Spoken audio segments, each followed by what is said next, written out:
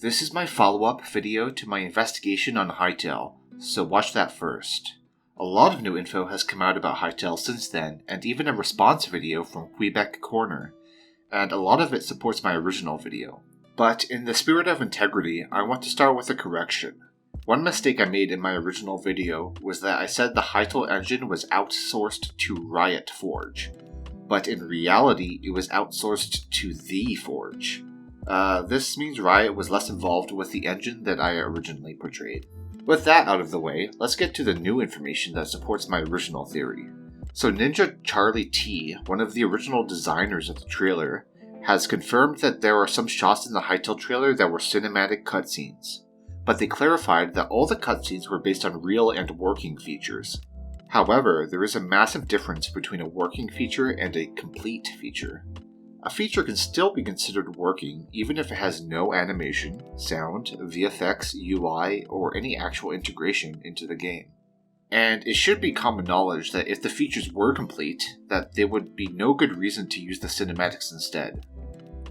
So the Hytale trailer did replace incomplete features with cinematics. But now is a good time to address the most common rebuttal I saw to my original video, which kind of goes as follows.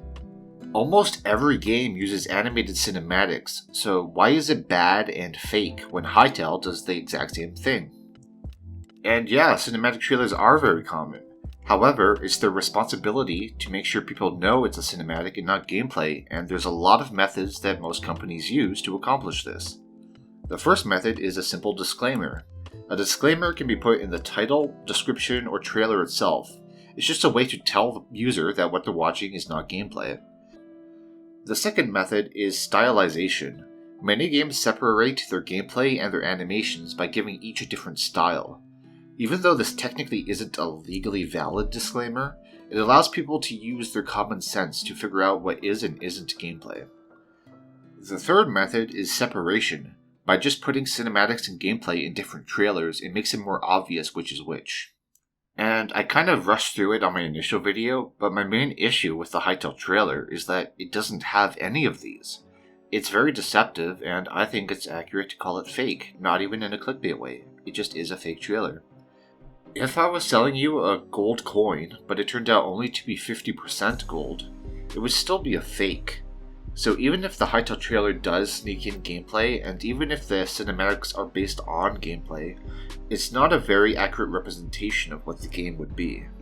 And even if it was obvious to you that the Hytale trailer was not gameplay, I've been in the Hytale community long enough to know that a very significant portion of the community thought that the trailer was gameplay.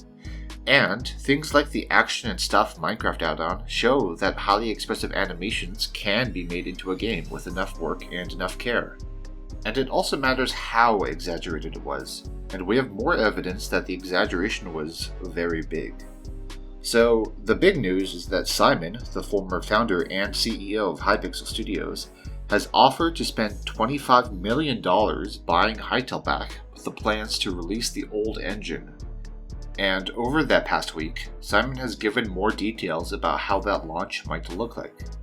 And even if Simon does get the game back, he plans to release a very early access paid version of Hytale in alpha, and he admitted that he's considering launching it with just creative mode. I originally criticized Simon for misleading people by exaggerating how finished Hytale was, and I'm happy to say now that Simon is being a lot more transparent. But that also means he's revealing just how unfinished Hytale really was. If he can't even promise an early access version of Adventure Mode, it means that the game in 2019 was really not finished and barely playable at all. If all the features in the trailer were really working, how would it even be possible that they don't have an Adventure Mode alpha sitting somewhere? So Quebec Corner has made a response to my video, and it seems we're just in agreement. They made some very interesting observations that support my theory. For example, you can see the animation reset at the very last frames of the first scene, which is a bigger smoking gun for the use of animation than any of my observations, and they even articulated some of my observations better than I did. I pointed out how it doesn't really make sense that the player could pivot their head to the side while continuing to walk forward. And Quebec Corner pointed out the additional context that it especially doesn't make sense if the game supports first person. They also pointed out that there is some testimony of the in-game video player working in-engine, but it still seems like the videos in the trailer were edited in. So perhaps they wanted to change the video but didn't want to do a full reshoot. It still doesn't really make sense, but I could see how it could happen. Both me and Quebec Corner were accused of being on John's side. This brings us to an interesting problem with the situation. No one has officially taken responsibility for the game's cancellation. Now, a lot of people right now view Simon as the hero of the story due to his efforts to revive the game. But Simon also said that he did not regret his choice to leave the company, and he has not ever officially stated that he disagrees with the engine rewrite, even though the subtext of him wanting to launch in the old engine implies that he does disagree with it. Now, Noxie and John are on the other side, and have not expressed any regret with their choice to rework the engine, and neither of them have blamed Simon for anything. Furthermore, not a single dev has blamed Riot Games or even implied anything mildly negative about Riot.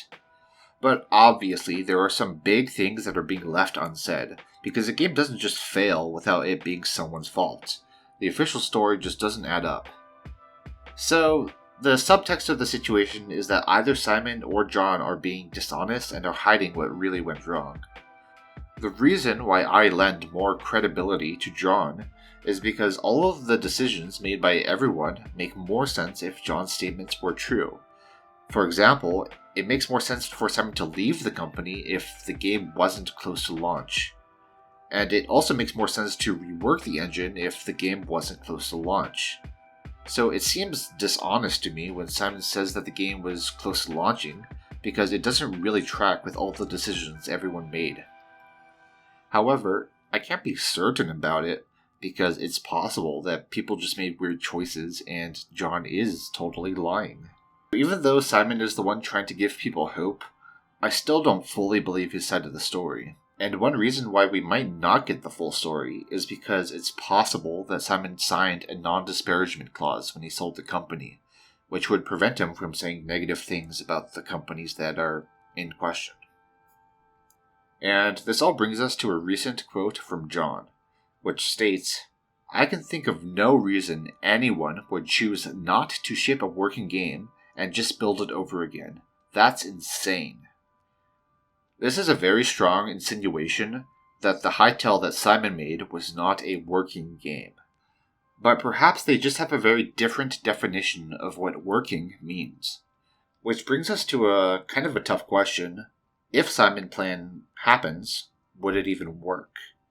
Now, people point out that launching an alpha is very similar to what Minecraft did, but they're kind of leaving out some big differences. For one, Notch didn't make a crazy trailer showing off a bunch of planned features, he just released a project. So there was no disappointment going into the release of Minecraft Alpha. But later on, Minecraft did experience something pretty similar, which is that they showed off concept art of fireflies and then decided not to put them in the game, and this caused a lot of outrage, even though it was a very simple and pretty meaningless feature. If Simon did something like that, but on a much bigger scale, I don't think it would go over very well, even though most people realize that the alternative would be cancellation. The next issue is that Hytale is going to have a lot of competition, which was not true for Minecraft. Minecraft released over a decade ago where it was the only game of its kind. So you can't just follow Minecraft's strategy when the strategy worked for a specific time in the gaming industry. Hytale is going to be launching into a very different market with different expectations and different player bases.